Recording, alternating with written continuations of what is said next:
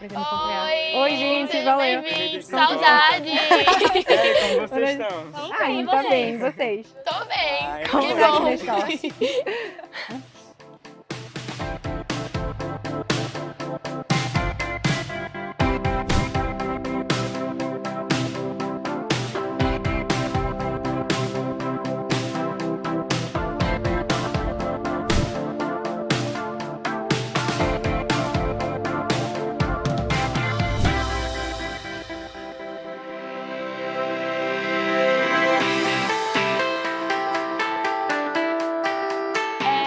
Juan, qual é o curso técnico que tu faz? Eu faço técnico em publicidade lá na ETA Dom Bosco. Poderia me explicar mais ou menos o que é? Bom, publicidade basicamente são técnicas, meios de você se comunicar a partir de canais, de várias fontes. São formas de você se expressar e de poder meio que anunciar um produto. E por que tu escolheu esse curso?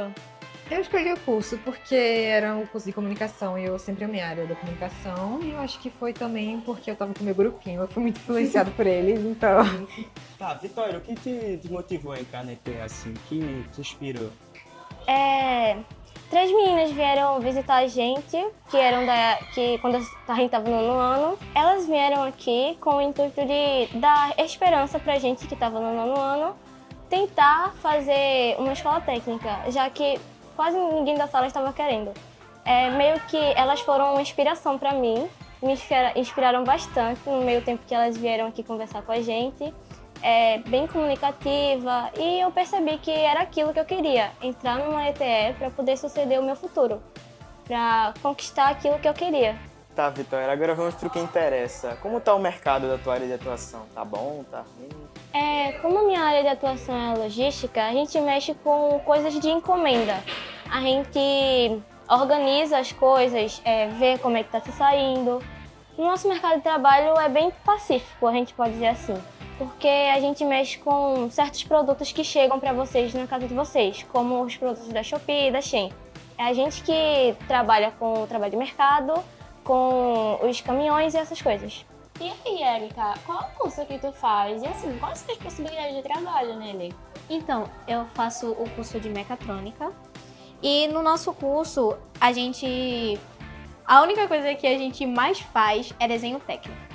O nosso curso ele é mais para a área de exatas.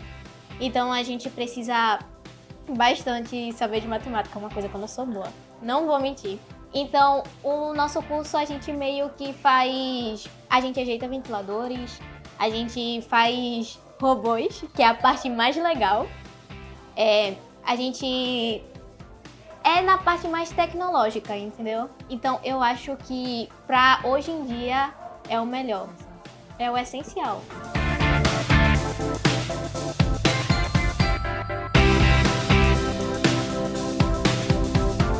E aí, Juan, o Undatec, tu acha assim que ele te ajudou de alguma forma? E como?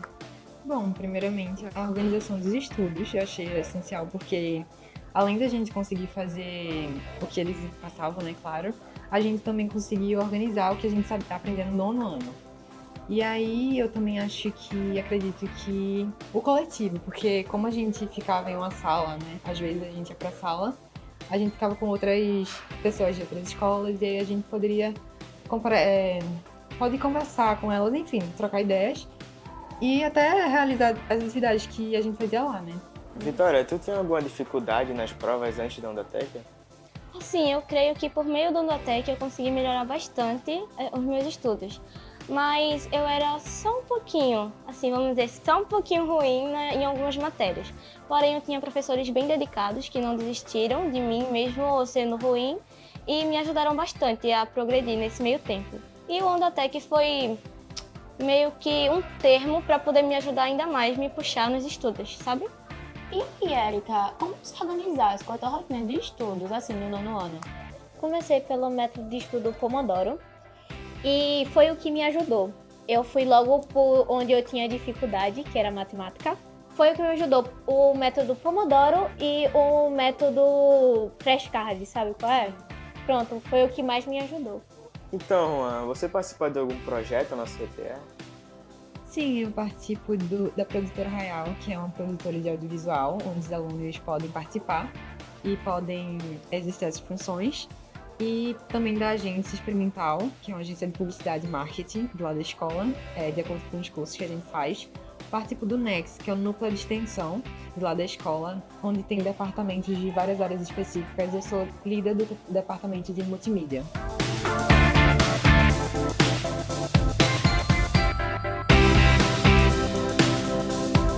E, gente, eu e Igor queríamos agradecer por vocês terem vindo aqui falar com a gente.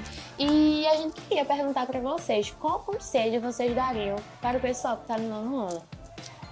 Para as pessoas que estão no nono ano agora, que pretendem cursar a ETE, eu recomendo bastante vocês focarem nas aulas de Sandra e Silvânia, que é português e matemática, pois eles vão ficar muito no pé de vocês, muito, e vocês têm que dar muita preferência para isso, principalmente o Ondatec também, que vai desenvolver vocês para essa coisa. E se vocês quiserem realmente cursar alguma ETE, isso vai desenvolver vocês bastante para vocês estarem mais maduros.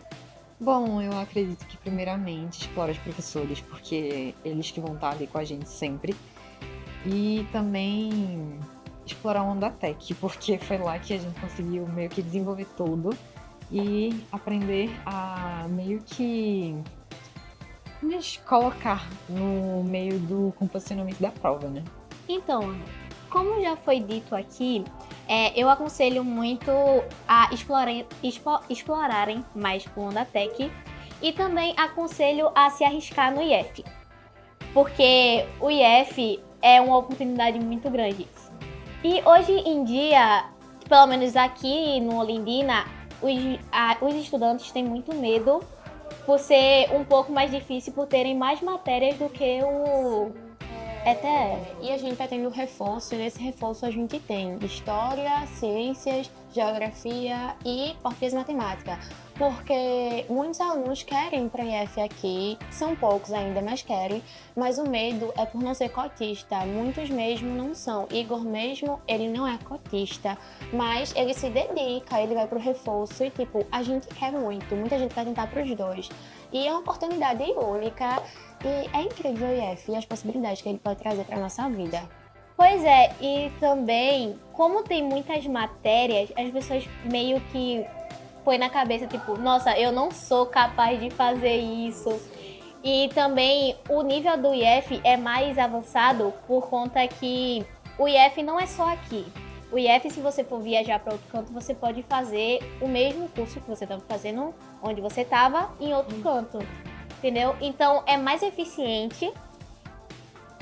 É mais eficiente e posso dizer melhor.